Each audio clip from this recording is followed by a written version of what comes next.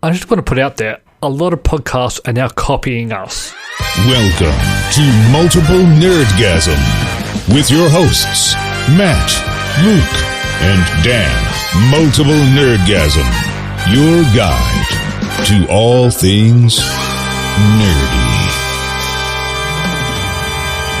In what way? Something we have been doing for many, many years. All these other podcasts are starting to jump on the bandwagon. They're starting to record over Skype and then put it out. Yeah.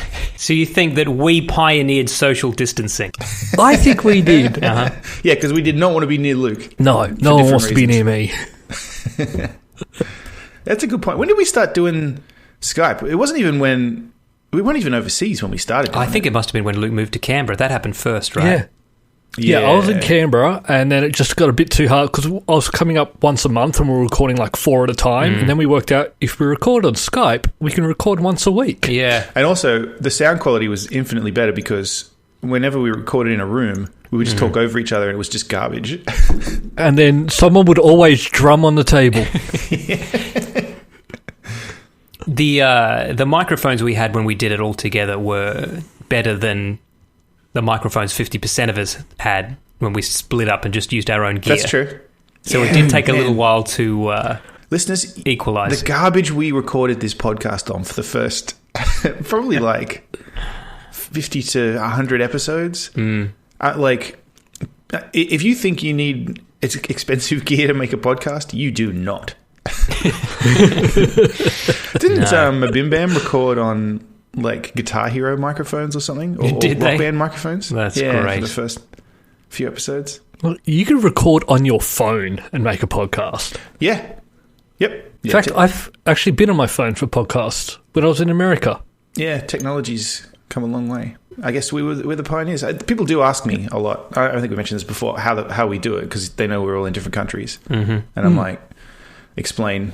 I'm not going to give away the secrets on the podcast, am I? No, you just record your end of the conversation and then just stick them all together at the end. And everyone's like, oh. Matt does it first, and he sends his bits to me. I think of witty things to say in between the gaps. Try to leave enough gaps for Luke. Then I send both of those to him. Yep. Yeah. And then I record my bits. That would be so much effort. There's no way that would happen. We should try that one day. That's just almost a 10-minute episode. That's almost like I rewatched. Well, I may as well talk about this. I rewatched The Force Awakens earlier in the week, and then I watched its direct sequel, The Rise of Skywalker. Yeah. It's really strange I went with the 2 movies instead of the standard trilogy. Honestly, there's nothing. Because there's one point where he says something about Snoke, and then he goes, I killed Snoke. Okay, caught up. Officially caught up. He straight up says, I killed Snoke. Yeah, you do not need to... and there's bits where Rey remembers things Luke said to her. It's like, they've got you covered. You never have to watch that movie again. Mind you, on a second watch and watching them back to back, Rise of Skywalker is The Force Awakens. Now, The Force Awakens captured something. Like, I don't know. It really did. It really did. And back to back, they're very different. It's still enjoyable, and it was still a perfectly good way to wrap up the series, but... man, The Force Awakens is probably in my top 4 favorite Star Wars movies. Yeah, it's definitely up there for me. That was the only one I went and saw multiple times at the movies. Even Rise of Skywalker, I only saw the once. Even though I wanted to go back. Of the new ones? Yes. Of the new ones. I know how many times you saw Phantom Menace. The Phantom Menace. Saw that 3 times on the first day. It didn't get better. I know. But I think I saw A New Hope like 20 times when they did that re-release of that. Oh, like in the 90s, Special that editions. One? In the 90s. Oh, wow. Yeah, I went to that once. I went to all of the special editions once. Were special editions, some of them were called? Yeah. Yeah. Yeah. Mm. It feels weird to call them that now because they're so old. Yeah. Then that kind of been the new one. The special editions have been around for millions of years. It's only 23 years since they came out. I'll say this, though. C-3PO is the best character in Rise of Skywalker. Yep. Unless you want to count Babu Frick, who is also terrific. and they are I don't terrific like together. Bubba Frick. Fuck off. What? You don't. I did not like Bubba Frick. I don't know what everyone sees in this thing. He is You didn't like the him. best.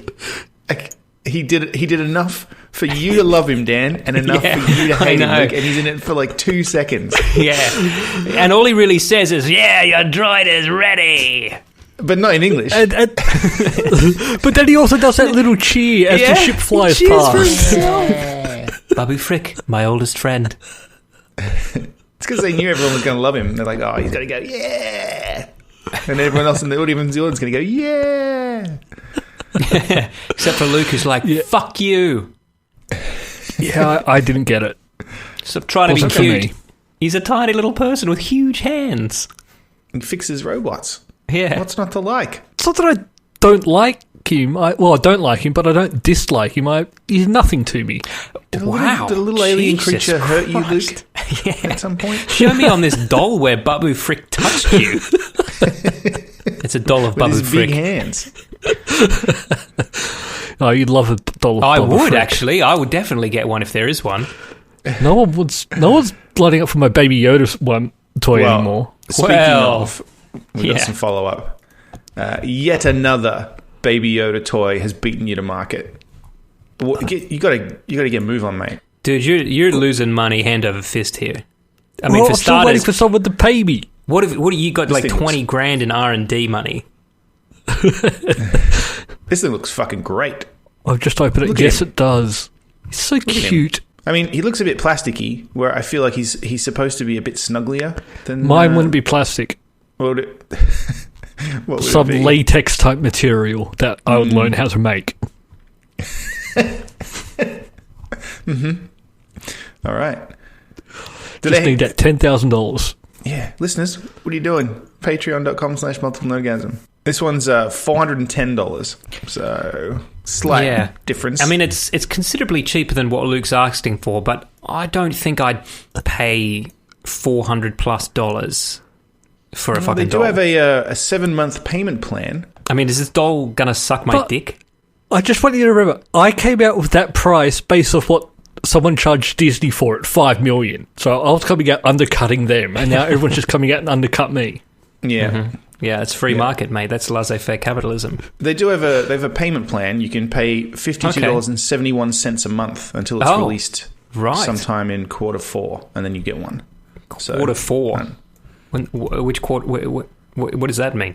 So anywhere from Q4. it's anywhere from September to March next year you could get Yeah, it. because it says all first quarter 2021 at the end. Okay. there. They've just added that on. So Is that how we say dates now? We just say quarters. I think that's how they say it in business. that a thing? Oh, first quarter. What? Yeah, Okay. you never sure. heard that? I'm not in business, so I don't know. Yeah, true. I'm not in business either. I just watch movies where they say it, I guess. What movies do you watch? Oh, business movies. Yeah. Like, don't know. I watched a business movie during the week. I watched that one Did you? where what's that guy that was fat and funny and now he's really weird now that he's thin? Oh, Jonah Hill. Jonah Hill. I watched a movie where Jonah Hill bought bullets from the Chinese and sold them to the Americans in Iraq. Oh, is that good? I saw Yeah, it ads was for that alright. all the time. It was pretty good. Wow. Yeah. Was You like business movies? Was that movie being advertised when The Force Awakens was on? Because for some reason I've seen that trailer multiple times. Maybe, because I watched them both this week, so it does mean both of them are on the torrent sites at the same time. So, Yeah, maybe. Because I just know that I've seen the trailer for that a bunch of times, which usually only happens if I saw a movie at the movies multiple times. yeah. So, Back in the days of Movie Pass. yes. Oh, yeah, it could have been Blade Runner. I saw that a few times. Blade Runner 2049. I watched a movie this week, Captain Ron. Are you familiar with Captain Ron? No. Google it. Yeah, I'm Googling that now. not surprised. Sounds stupid. Oh, okay. Martin Short? Kurt Russell? Kurt Russell. Yep. Uh, This was recommended to us by one of Jenna's co-workers who lent us the DVD, and we watched from it. the late 80s or early 90s? Yep. It's a comedy Is it? where Martin Short inherits a boat from his uncle Okay. and then sails it in the Caribbean, and Kurt Russell gets hired as the captain. And he's a As goofy... the one-eyed And captain. hijinks. Martin Short plays the straight man. And Martin Short plays the straight man. and Kurt Russell plays the comedy relief. What the fuck? I've got to They say, were really mixing it up. it was pretty entertaining. It's like it's really stupid, but it was pretty entertaining. You know, I watched The Three Amigos a few weeks ago, and I'll still stand by that is one of the most perfectly scripted films ever. Structurally, it's just perfect. There is still a couple of parts where it just goes off the rails bit, where there's like the invisible man and the singing bush. That comes out of fucking nowhere. That comes out of... They could just lift that out of the film, and it would... Anyway, what really struck me about it, though, is that Chevy Chase is the straight man. He does the least. He is just so stone-faced during that movie, and I'm just not used to seeing him do so little. Well, check out Captain Ron, where you can see Martin Short do the same I thing. probably won't, man. Yeah, fair enough. Matt will send you the DVD. I don't it's even not know how I mine to could send, play mate. a DVD. It's not mine to send. That's I had to rip it. No one would watch it. I literally ripped it on my computer. Well, your computer has a DVD drive? My new one does. Huh. Well, your new computer has a DVD drive. Yeah, well, because I told you, I bought... Did we mention this? Yeah, I don't know if I mentioned it on the you've show. gone back to Windows. Yeah, I'm on Windows right now. Yeah, I got it's an ex-lease Dell Precision workstation. So it's Dell. got Back to Dell. it's got a DVD drive and it's like a Xeon fucking processor and shit in it. It's pretty fast. Huh. And it was cheap. And it works. It does. It works fucking great. It's rock solid. Yeah. I swapped out the power supply and the graphics card. And it's got 32 gig of RAM in it. Ooh. Yeah, it's a fucking workstation. It's great. I remember when the computer I wanted more than anything else in the world was a 486DX that had 8 meg of RAM. Yeah, I know. I had the DX33 and my friend had the DX266 and I was like, Oh, yeah. so jealous. Yeah. And then my dad went and bought a Pentium 90. And I was like, Ooh. I remember having when we all shared a video card. Oh, yeah, 3D effects. Yeah. I had that I at one still stage. have it. Do you? Yes, it's The in video a box card somewhere. that you have to The plug slut. your video card into on the back. Yep. Yes. That's the one. I still don't really understand how the fuck that worked. But Man, that video card was a slut. We passed her around. oh yeah, But remember, every time it changed resolution, it would click. There was no moving Yes. parts on it, but it would click. yeah, you're right. Man, I remember the first time I saw Quake 2 at Dave's house with that 3D effects card. I was like, "Fuck." Yeah. And then Google what Quake 2 looked like now, and you'll laugh. Yeah. I saw AVP at Dave's house with that, and I was like, holy fuck, it will never get better than this. Yeah, it looks real. No, it doesn't. Yeah. Yeah. AVP had some water in it, and I was like, water in a video game? What was that game by Monolith that had the realistic looking blood? It was like... God, what was the fucking game called? It was kind of like a Robotech-y looking game. Like, people had white armor and stuff. You know what? Listen to this podcast at multiplenerdgasm.com. I'm sure it was made by Monolith. Yeah, somebody's yelling at their iPod right now. Yeah. Monolith. iPod. It's fucking old. Why can't I remember the fucking developer and not the game? Monolith Productions. Rose Blood. Shogo, Mobile Armor Shogo, Division. yeah. Yeah. Yeah, and it was Monolith because I'm fucking autistic. Yeah, that game. Google what that looked like because that was mind blowing at the time. I remember because of the blood in it. We do really remember games a lot differently than what they actually Oh, were. absolutely. Oh, I saw this yeah, great man. meme today that was with the character from Doom, from the original Doom, and the character from the current Doom, and it said the evolution of video games. And I was thinking, yeah, that's all well and good, but that's how I saw him back then. Yeah, Like, you know what I mean? Yeah. Like, I didn't see any fucking pixels when I looked at that. Man, the new Doom is so good. I remember Shogo had like droplets of blood, right?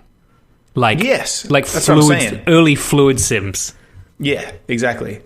It looked fucking like to my brain at the time. When did this come out? 1998. So to my teenage brain, I was like, oh my god, we can make blood in games look real now. Oh, I remember Soldier of Fortune where you could shoot people's dicks off. Man, I just remember Rise of the Triad, where if you shot someone once, they got to their knees and begged you not to kill them. Yeah, man, kids take shit for granted these days. Speaking of Doom, yes, I did actually finish it this week. Oh, I hear it's very long. That's surprising because the levels are fucking enormous. They were big. One thing, I enjoyed it. I had no idea what was happening. Yeah, I'm not... I mean, I didn't follow... The plot of the first one... Well, not the first one. Of Doom 2016 didn't matter that much either. Yeah, this one is going over my head a lot more than the 2016 one, but I'm still having fun, though. Yeah, because it's fucking irrelevant. Where did the spaceship he's in come from? I know I finished 2016, but I don't remember him having that spaceship fortress at the end. Did that even happen, or is it they were just like, fuck it, no one's going to remember? I think they're gone, fuck it. I think this one's gone a little, it's a little bit different. I don't think it's a direct sequel, because, you got this space, you got Fortress of Doom now, and you fly around in a ship, and I was like, where did that come from? Yeah, but I'm pretty sure that was not in the first one. All right. I could be wrong, but... Well, again, the plot of the first one wasn't something like... I know you're going to get annoyed with me, but I always found the Halo games, like, I just couldn't get into the plot, so I just was never, like, really aware of what the plot was. There was a plot in Halo? Yes. Yeah. You're fighting the Covenant. Like, I knew I had to shoot the I was fighting aliens. Lee Namo, the one and only time I played Halo. That's who I was fighting. The Covenant are a group of different aliens brought together by religion. No, it was Lee Namo from the Axis of Awesome. I actually didn't know that. They're religious aliens. Yeah. Basically, there's this group of aliens that use religion to basically get other alien races to do what they want them to do.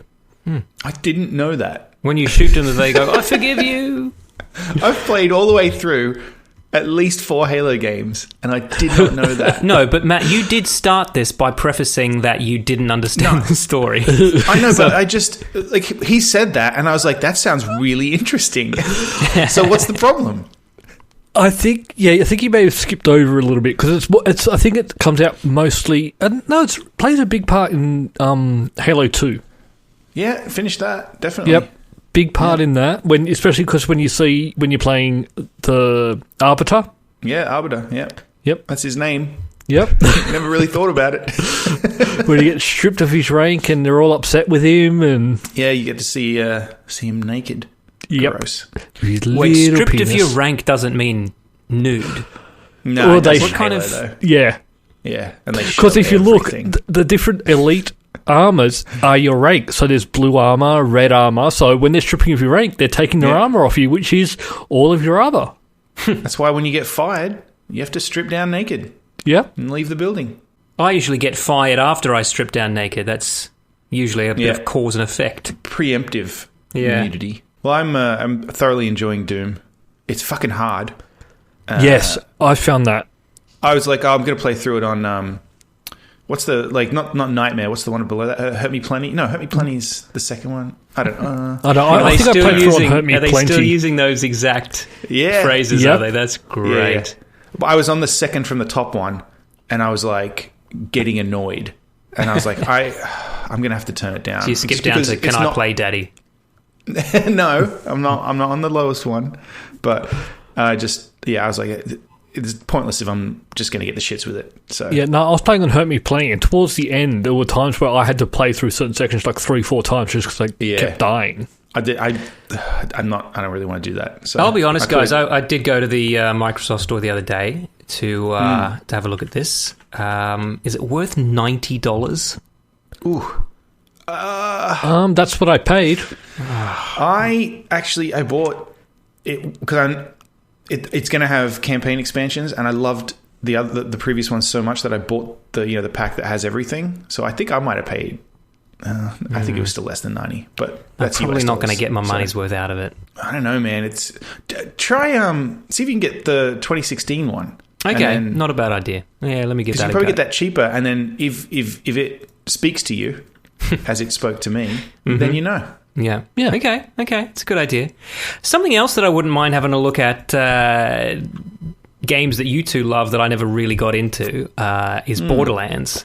Because I just saw a trailer for something called fucking Guns, Love, and Tentacles. Yeah. Mm-hmm. So now that I know there's Lovecraftian shit, I'm interested, guys. That's what they announced at PAX. That we were like freaking out over. I finished that this week as well. The DLC? Yep. You son of a bitch, I haven't even played it yet. It's not as long, the main story, if you just want to sort of go through that quickly. There's a lot of other side quests I haven't done yet. Well, because Jenna and I play Borderlands co-op, so we have to both play it, basically. Yep. So it does restrict the time that we have to play. So, but I will get to it, hopefully. But I think the good thing about this one is, unlike other Borderlands, you don't have to worry about your level as much. Yeah, true. It scales everything. Yeah. But is it as pretty as it looks in the trailer? Yeah. It is. Is it fun? It is. I enjoyed it. Is it Lovecraftian? Have you played any Borderlands, Dan? Did you play the first one? Yeah, I played the first one. I didn't play all the way through either. I just kind of... I got a little bit bored, to be honest. And I think it was because I played Borderlands right after I'd played one of the Fallouts. And to me, it just seemed like your poor man's Fallout. So I never went back. I'm sure it's not. I'm sure I just need to give it a real red-hot go.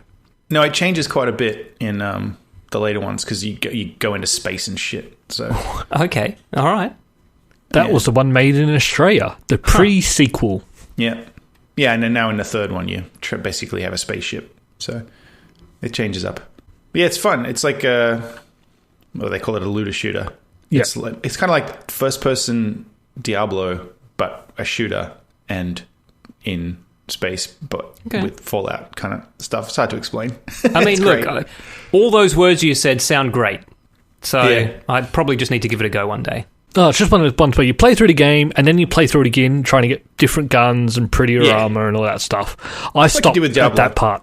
Okay. Mm-hmm. Well, I mean, I played Diablo 2 like 3 entire times through. Yeah. Back in... That's because it was fucking 2002. I've been playing something. I've been playing Divinity Original Sin. Has anyone played this? No. I have it, but I haven't played it yet. I have had it for fucking ages, and I always wanted to play it, but never really got around to it. And then the other day... The first one or the second one? I'm playing the first one, Divinity Original Sin, because I do want to play the second one, because I read... The reason I thought of it is because I read an article that said they're the guys that are making Baldur's Gate 3. You know, it's such a great game. The second one improves a lot, but you should play the first one first, because once you play the second one, the improvements that they made will make you disappointed if you try and play the first one afterwards. Does that make sense? Sure. So I was like, okay.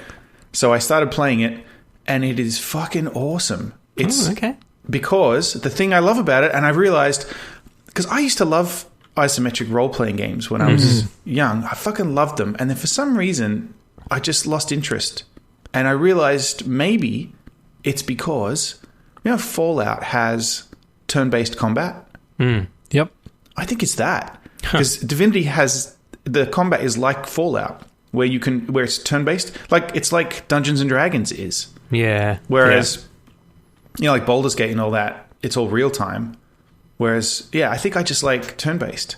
So I'm fucking loving this game. I played it for hours. What are you playing it on? On my PC. PC, yep. Yep. It's fucking wonderful. It's like a fantasy role-playing game where you play source hunters and you're sent out looking for sorcery and get involved in this village. And there's been a murder. You have to solve the murder, and then the orcs are attacking. And then I'm not going to lie, man. That sounds fucking great. It is. And if you like, I guess if you liked Fallout, gameplay-wise, I think you'll like this. It's just with more of a D&D style setting. So, I reckon, I actually went... It's fucking 10 years old at this point. Well, I went back and I was playing some of the old D&D or the AD&D games that I had back in the Amiga days recently. Oh, yeah. Just for Pools of Azure. Yes, Curse of the Azure Bonds. Yeah, Pools of Radiance. Pools of Radiance. That's right. Yeah. Hillsfar was my favorite. That I played that Gateway one. to the Savage Frontier. Oh, so good, and they're still great. They're still. I mean, they look like shite, but they. Man, I just What a time. I'm scared to play it. them, actually, because I had Gateway to the Savage Frontier on my Commodore 64. Oh yeah, and I remember it being very immersive. Yeah. So I'm kind of terrified to see what it looks like. Actually, I'm gonna Google it. Yeah. Well, I remember Hillsfar being 3D. Yes. Which basically means that there was a two-dimensional map that you saw from above, but there was a little square in the top corner that was essentially scrolling through still pictures with perspective. Oh my God. I've just seen a picture of it. But it's still hella fun. It's just garbage. Yeah, I know, it really is. Really is. Yeah. All right. I have a book, instruction book for a game that basically what it was is it would pop up with text with a code about what room you're in. You then had to open the book and read where you were, and that's how you played the game. Oh, Jesus. I've just put a link in the show notes right down the bottom. This is actually to the DOS, like PC version of Gateway to the Savage Frontier, which I assume probably looked better than mine did, because my Commodore 64 would not have looked like this. Yeah. But this game was... I was I was transported to another world. Oh, you can click Commodore 64 to see the Commodore 64 version under the screenshot. Oh my God, it's so much worse. Where? Below or above? See, under captures and snapshots, if you click Commodore 64, you can see that's what I experienced. Oh, Commodore 64, there you go. Whoa, okay, yeah. Now you're talking. And these were amazing games. Now you're talking. I fucking spent days and days and weeks playing this game. Mate, you probably spent months playing this. Yeah. There was an old one. I'll see if this... I love this site, by the way, too. Called Arthur, The Quest for Excalibur. Did any of you ever play this back in the day? I know. I've heard of it. Let me grab this one for you, too. Pasting it down there in the same. But this game just rocked my universe. There you go. It's in there. Oh, wow. I don't think I have played this. This is like a text game. It's a text adventure, but it's an illustrated text adventure. And sometimes, usually it was just one picture per location. But then occasionally, if there were certain commands that would change the picture, which would, really rock your world when that happened. Yeah, right. See, now I want to go play a bunch of old games. Yeah, man. For sure. I think I do, but then I actually start to play them and realize I don't.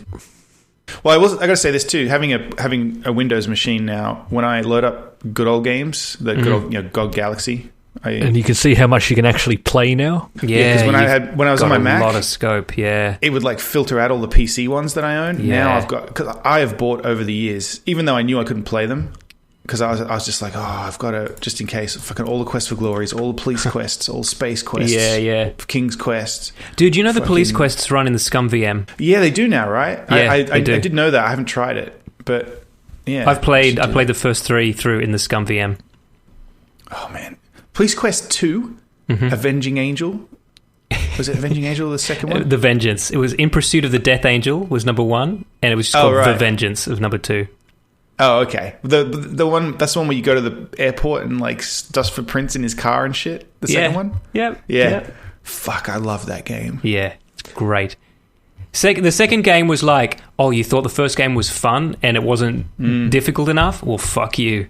That's the one where you got to scuba dive in the lake for the dead body. Find the body. Yeah. Yeah.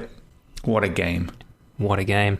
What a time to be alive the 80s was. Man, you remember in Police Quest 1, there was just a couple of things that you could do early on in the game that you didn't know meant you could never beat the game. Yes. Like, if you pulled a woman over for not stopping at a traffic light and you let her off with a warning instead of writing her a ticket, you could continue playing the game, but you could never win. Because later on, you got fired when your boss found out you did that. Yep. And there's nothing you can do about it at that point. Yeah, you're a long way further than you were when you did that.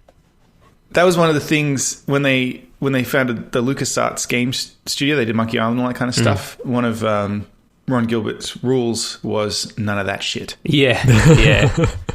And because he had his puzzle dependency charts, I don't know if you've ever seen his website where he talks about those. Kind of came up with this. It's like a flow chart that it's a way of mapping out the game so that you can never ever get stuck in a situation where you can't solve it. You can't go back. Yeah, right. Yeah, so you kind of have all these choke points that all the puzzles have to lead to progress into, from Act 1 into Act 2 and all that kind of stuff. And so you create this flowchart so you can see, because with Maniac Mansion they fucked that up. Yeah, and sometimes you could get stuck. Yeah, man, you could just not get back into that house sometimes. And so they came up with this system where, and he apparently still uses it to this day. Yeah, right. That's great for games. Yeah, Maniac Mansion's great. It is, but you've got frustrating to basically, as fuck. If you don't, you need a play guide to make sure you don't fuck something up. Which back in the day, it was very hard to get play guides. It wasn't just, just Google it and there it is. Oh, yeah. Yep. My favorite LucasArts game, I'm sure I've said this on here a bunch of times, is Zack McCracken. I love that game so much. So good. Mm-hmm, mm-hmm. Is that dead set your favorite, absolute favorite? It's my favorite LucasArts game, absolutely. I think my favorite LucasArts would have to be Dave the Tentacle. Yeah, right, okay. Mine would have to be X-Wing versus TIE Fighter. No, X-Wing Alliance. Yeah, I mean, I think we were thinking adventure games, but you're right. That is the same company. Yeah. And also, I still would pick Zack McCracken just because. I think it's because it was on Commodore 64 as well. So I think it's actually literally one of the first adventure games I ever played. Yeah, right. Yeah. So Zack McCracken and the Alien Mindbenders. Yeah, so good. I did try to. Not all LucasArts adventure games were created equal, though, and there's been a few that I've played recently that I was like, okay, there's a reason that Beneath a Steel Sky isn't as well known as the others. That game's all right. It's all right. Yeah. Flight of the Amazon Queen. Yes. I bought... there's a good old game sale was on, and I bought finally... Rise of the Dragon is... it's an adventure game made by Sierra that is like cyberpunk, kind of like Blade Runner style, and it's about like I don't know this one.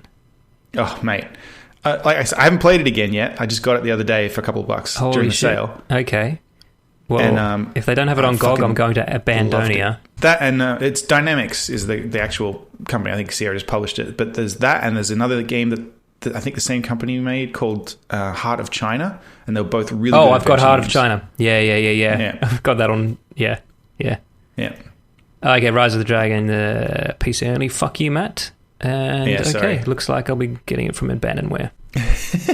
You can still... Oh, no, you can't install it. Never mind. No. We got some other follow-up while we're... I mean, we've taken a video game diversion, which is fine and good. But we do have some follow-up. We do. You want to talk about Johnny Depp, or you want to talk about Alex Jones? I mean, generally my choice would be Johnny Depp, I guess. Sure. What's he doing these days? Bashing any more women? Well, turns out he wasn't doing that in the first place. Oh. Well, potentially. Maybe. Fuck you, who knows? But a judge has determined that he will be allowed to sue Amber Heard for saying that he did. Yeah. So, because that's defamation. Yeah. So, I guess we're going to find out whether he did, unfortunately. Cause, mind you, we might also find out what he did to make her make up that he did. Well... know what I mean? Yeah. I know this is complicated and it's not even any of our fucking business, but from what I've seen, it sounds like Amber Heard might be a bit crazy, allegedly. Don't sue me or beat me, but... I don't know. Seems like she... No, but it seems like she used to beat the shit out of him. Yeah. Yeah. So, fuck do I know. This is all just gross and... Just go away and sort it out, please. It's horrible when stuff like this happens. It's not going to make him any better an actor. That's the sad thing about this. No, but it does... I think the thing is, with everything that's been going on, with Me Too and everything, this is kind of a weird one because I think it was like... She was like, oh, yeah, he hits me and stuff, and everyone was like, oh, fuck him. And then he was like, no, she hits me. And then everyone's like, sure she does. Yeah. And then it's like, maybe that is what happened. So it's just kind of like, yeah, it kind of flips it around. It just, I don't know. Yeah. Yep. Because everyone was like, fuck Johnny Depp for a long time. Remember, he went to that, there was some awards show and he was at, and she was there, and there was supposed to be like a restraining order. Everyone was like, fuck you, Johnny Depp. And it would have cost him jobs and everything because... Exactly. no one wants to be associated with stuff like that. Like, oh, maybe she was lying about that. So, Forgive my ignorance of pop culture, but is she famous for something other than being married to Johnny Depp? Yeah, she's an actress. She's an actress? Yeah, she's in Aquaman. She was in... what else is she in? I think Aquaman's the big one. Okay, I did see Aquaman. I don't remember her, but sure. What else is she in? She's in Zombieland? Okay, I don't know who she was in that. Yeah, you know what? I don't know that I've seen much that she's in, except... Zombieland, I think she was like the girl in the apartment at the beginning of the movie. Oh, okay. Right, okay. Like the hot girl from apartment whatever. Yeah. Okay, so she was in one episode of The OC, one episode of Criminal Minds, and... I've seen Justice League, but... one episode of Californication. I don't think I've seen anything she's in. I think she's been in a lot, but nothing... Yeah, I don't think she's in many movies that I watch. But, whatever. She's in Stephen King's The Stand. Well, I assume this is Stephen King's The Stand and not just somebody else's thing called The Stand. Is it? Was it the remake? Yes. I haven't seen that. Yeah, I watched a Stephen King series this week that I think is worth mentioning, and that is called The Outsider. Everyone keeps telling me to watch this. Yeah, it's based on Stephen King. It's directed by... Fuck, I can never remember this guy's name. The guy from Arrested Development. Jason Bateman. Directed by him. And it stars Ben Mendelsohn. Right. I like Ben Mendelsohn. Yeah, worth watching. Really strong start.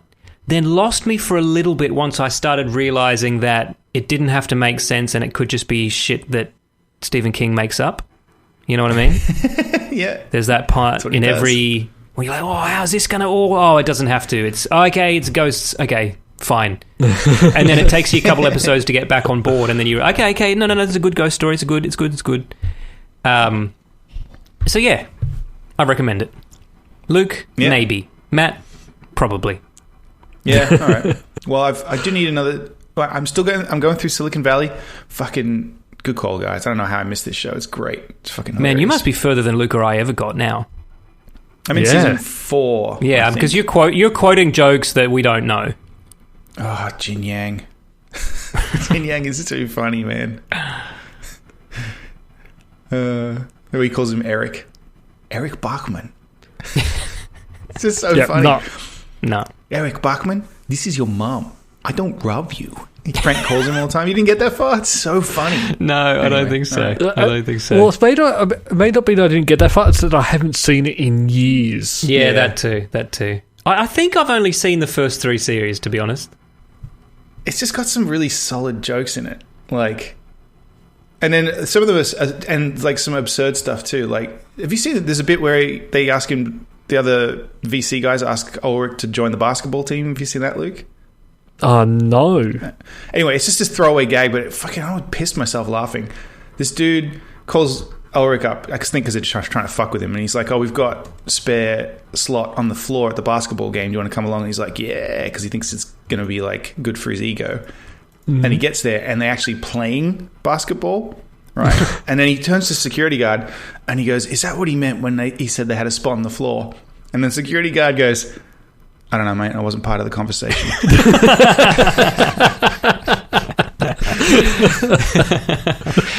That's great. Oh, that's so great. unexpected. I was like in tears. Love it. Oh, and I watched The Tiger King. Yeah, look, I'm watching this too. I love it. Can we talk about it next week? Yes. Hannah watched it. She says it is amazing and I should watch it as well, so maybe I should. It is. Unless somehow it derails in the last episode, because that's where I'm up to, and I'm going to watch the last one. From what I've heard, it can't really derail from what it is. Oh, it's fucking... It's a ride. It's a fucking ride. So, all right. Next week, Luke and I will catch up. Yeah. All right. Listeners, check it out. The Tiger King. I'm not even... Just watch it. It's way more interesting than it had any right to be. I'm putting this in a different colour so that we remember to come back to it. I'm putting this as an Amber Alert. Yeah, Amber. An Amber Heard. Yeah. Amber Heard. I'd hit that. No? Okay. Luke's not going to say anything. No, he's just going to be quiet until we talk about something else. How about Michael Biehn? Oh, yeah. He respects women. He's back. He is. For some reason, I keep thinking he's dead. He's not. He's not. His character because Bill Paxton's dead. That's what you're thinking of. That's what I'm thinking of. Don't remind me. Do you think Bill Paxton's last words were, "Game over, man. Game over"? I hope it was. Honestly, I really hope it was. I'm in some real pretty shit now, man. Yeah. How did he die? I don't know. Either that or ass like a 12-year-old boy. Oh, man, I miss him. I got a little dick. It's pathetic. I gotta lie to women to get them in bed. We lost a great actor. I know, he was fucking fantastic. Fearless. He was fearless. He was. Hey, but Michael Biehn, they could not have found a worse picture of Michael Biehn to use in this article, I gotta say. Like, Jesus Christ. All right, why would they go that picture? That's like Michael Biehn arrested on sex crimes, you know? Yeah. So I'm like, maybe they're like, if for some reason that's the best photo that exists of Michael Biehn, like currently, fucking somebody. Oh no, you know what it is, Matt? No. Remember how Michael Biehn sued the studio for using his photo in a movie he wasn't in, and now people are just afraid to use photos of him. Yeah. Well, I fucking love Michael Biehn. Yeah, so me too. I'm glad he's back. Michael Bihn's one of those actors where he was like in so many great movies when we were kids, playing great roles of characters we loved, and then just never became super famous. Yep. He was in Aliens, Terminator, The Abyss. Those are all James Cameron films. Yeah, James Cameron liked him. Yeah, he was in Navy SEALs. Yep, he was. He was in... I don't know what else he was in. Other stuff. But yeah, I always thought he was going to be a big star. Well, I mean, he was to us. That's for damn sure. Yeah. But what's he going to be in now, Matt? That's the important thing.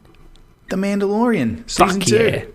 So fucking tops, mate. Him and Rosario Dawson is going to be Ahsoka Tano, which people were annoyed about because apparently they all thought that the voice actress should do it. I don't know. Yeah, it's not really how it works. Yeah, exactly. It's a different job. Sometimes people are voice actors for a reason. Ooh, all right. She might not even be the right Mark Hamill colour to play that character, for all we know. That's like if they got the guy who voices Cleveland to play Cleveland in the movie. She's an alien. I don't think it matters, does it? You got to play the colour you are, Matt. That's how this shit works. Not allowed to do alien face. Luke, is alien face okay? Alien face is fine. Yeah. Yeah, but this is from a man who thinks blackface is fine in context. It's fine in context. It's better out of context. Yep. Yeah. So yeah, I'm excited to see Michael Biehn. I am too. Again. You know what else I hear is that Robert Rodriguez has directed an episode in season 2, and I'm down for that. Yeah, I like Robert Rodriguez. So, has this been put on hold at all for their filming? They're just trying to make announcements to make sure everyone's still interested? I thought they had finished shooting, but I could be wrong. Yeah. I think everything's on hold right now. I hope they're finished shooting. You know what's not on hold? Is Christopher Nolan's new movie. They are not budging the dates on that, but I assume that's because the dates are November and they're really hoping that this shit is all ended by then. Yes.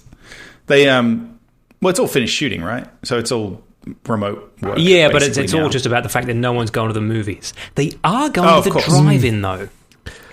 Yeah. Yeah, drive-ins are shut in Australia, but a friend brought that up. Like, a drive-in would be a good place to still practice social isolation, but also getting out. Yeah. Totally. So, do we want to just rattle off a few updates in the coronavirus situation from the past week?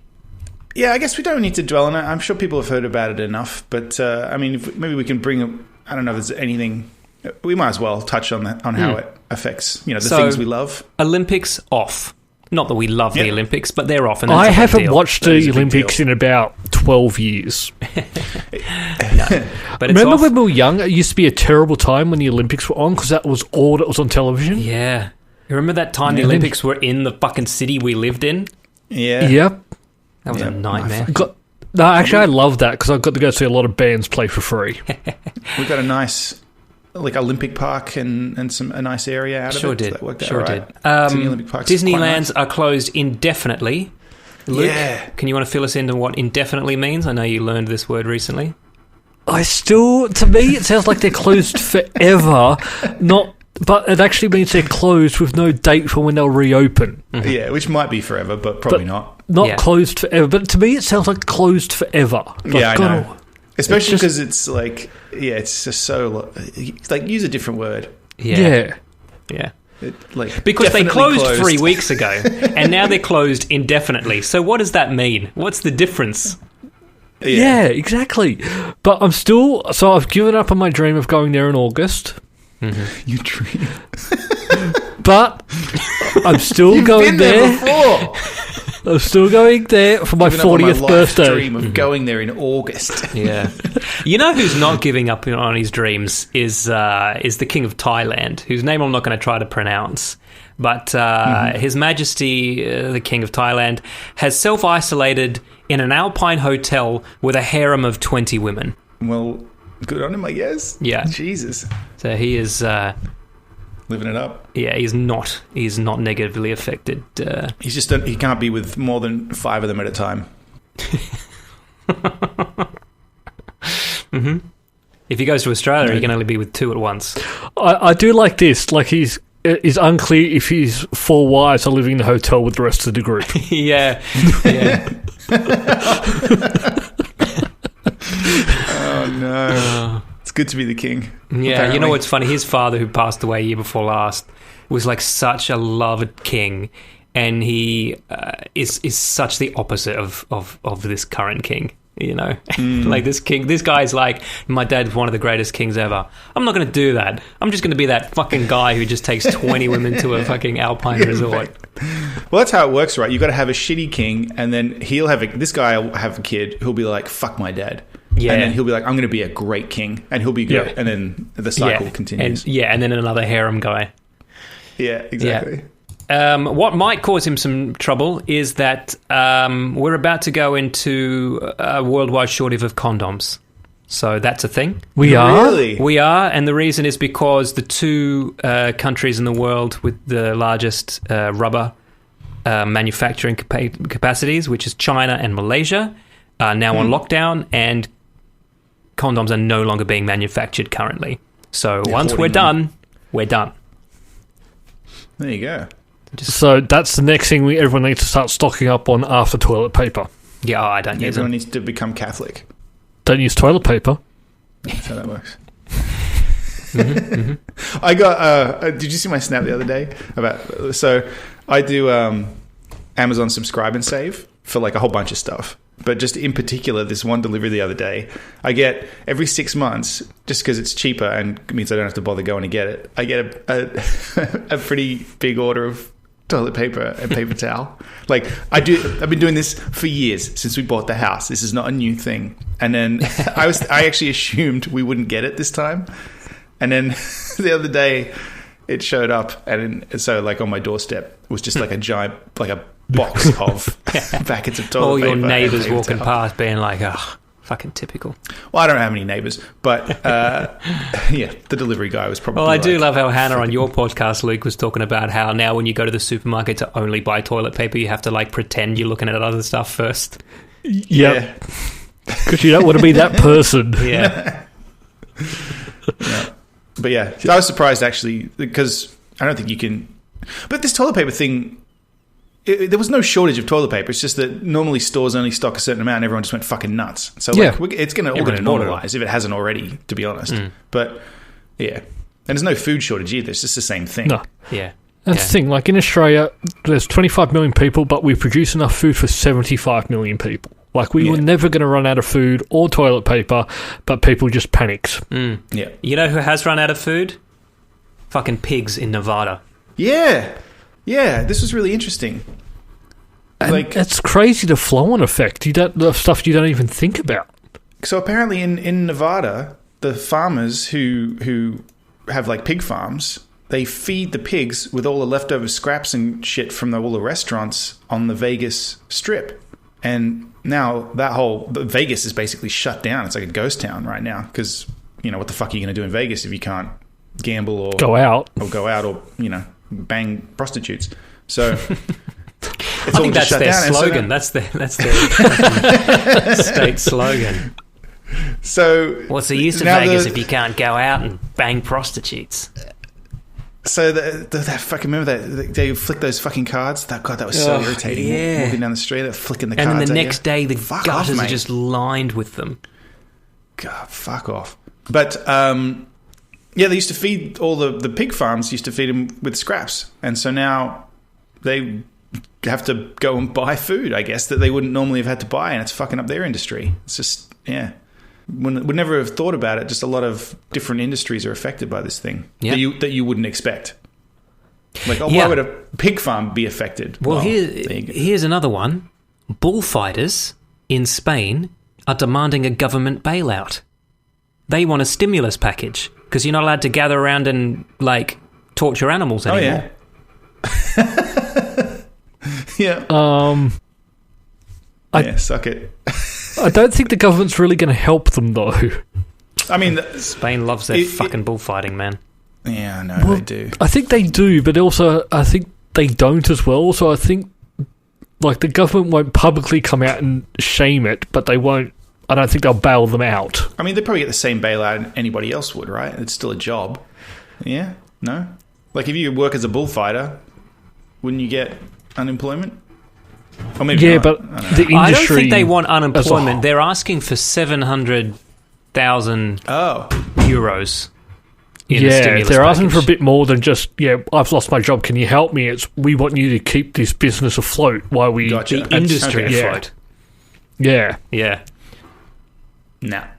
I got terrified the other day when I realised that they've literally run out of places to put bodies in Italy, and they're turning ice rinks into giant open-air morgues. And that's some fucking Mad Max shit right there. And I'm officially terrified now. Is that true? Jesus. Wow. Okay. Oop. Yeah, this is should really start to hit home for a lot of people about how serious this actually is. Yeah, I know. People start taking it seriously, I don't think. Like, I mean, around here, we're now in, we have a stay-at-home order issued, which it's kind of like, it's a bit wishy-washy in that sense. Like, you can still go out. It's just, they're like, you're not allowed to gather in large groups. And basically, if you don't need to be somewhere, you're not supposed to go anywhere. You're supposed to stay home. Yeah. But it's like when you're a teenager and you've been grounded. It doesn't mean you can't leave the house. You just can't have any fun. And your friends aren't allowed over. Yeah, that's right. Unless you don't want to be going to do what you're doing, then you're not allowed to do it. But yeah, people are just still out there and just getting together and just thinking it won't affect them. And it may not, but you might pick it up and give it to someone else. Yeah. So the comic book industry is basically shut down at this point because there's one publisher, Diamond, who publishes, and I think they definitely distribute. Basically, they're extremely prolific. All the comic books in the world, and they're shipping they're ceasing all shipping operations on April 1st. So there will be no more comic books until they open again. Wow. Which is just one of these scary things, because this could mean that that's it. Yeah, because the comic industry wasn't doing great anyway. Yeah. No, and then if they don't have that, and then people who were still buying those copies do finally go, fine, I'll get the digital version. Yep. That's this could be the thing. This and that and digital stuff, I think in general, I think this is going to change the industry in weird ways like that. Like maybe digital comics will just be what everybody does now. I think there's going to be a big change in schooling and work. Yep, working from home is going to be a thing now. Yep, because a lot of the time we've gone, you can't work from home, and then now if we've gone and worked from home, they've gone, oh, works. And even with schooling, I think there may be a big shift now. I think the world is going to change a lot. It's not going to go back to the way it was.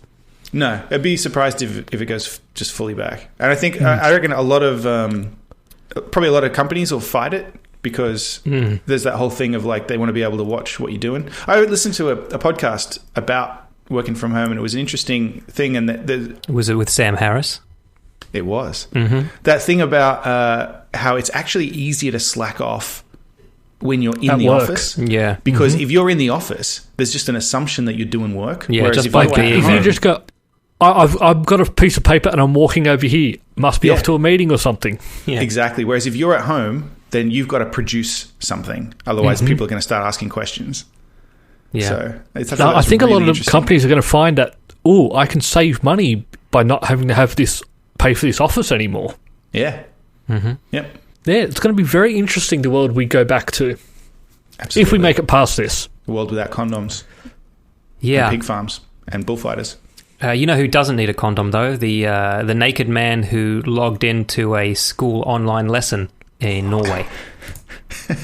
Now, was it an accident or did he do it on purpose? Oh, he did it on purpose. I think it's safe to say. He guessed the meeting link. I don't know how the fuck you guess the link.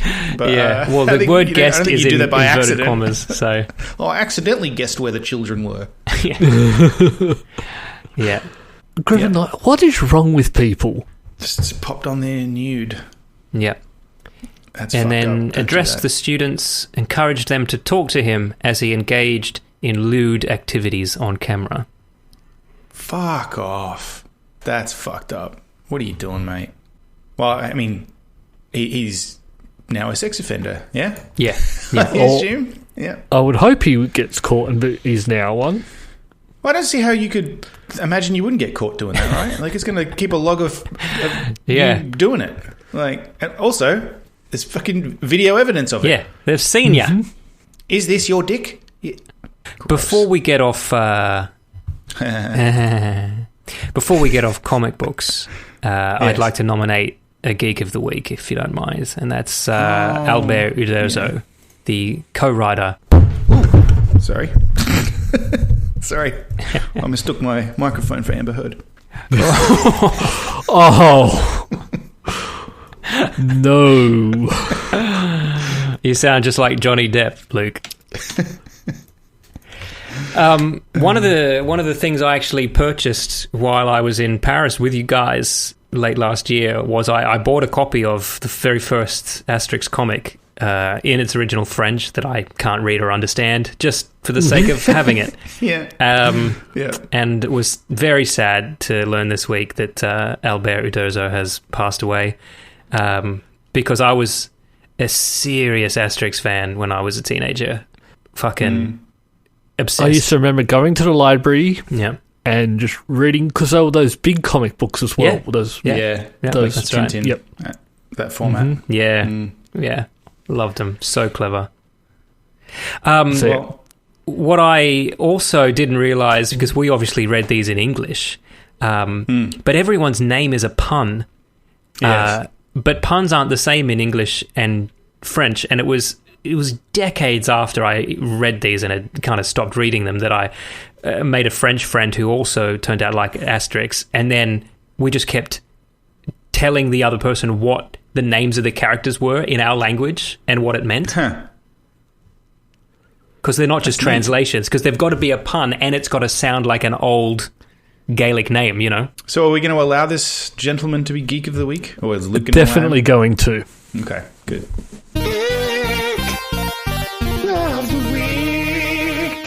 All right, thank you, Cognac Legion, for sending that in. Yeah, thank you for ruining my fucking day.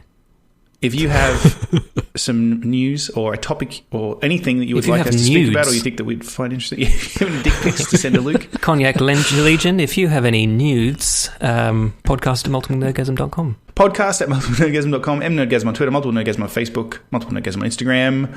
Cripple4 is Luke's Snapchat. Are you still on Snapchat? Yeah, I've still got it. Yeah, so send him some dick pics. Yes, please. Been a while since I've seen some.